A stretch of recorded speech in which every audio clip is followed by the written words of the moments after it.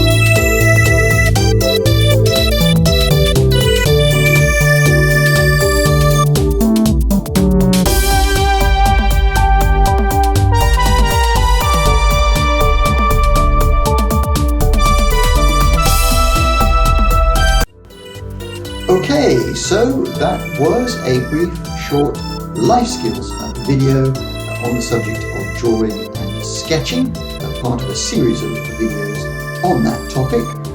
I hope you found it useful, and I certainly enjoyed making it.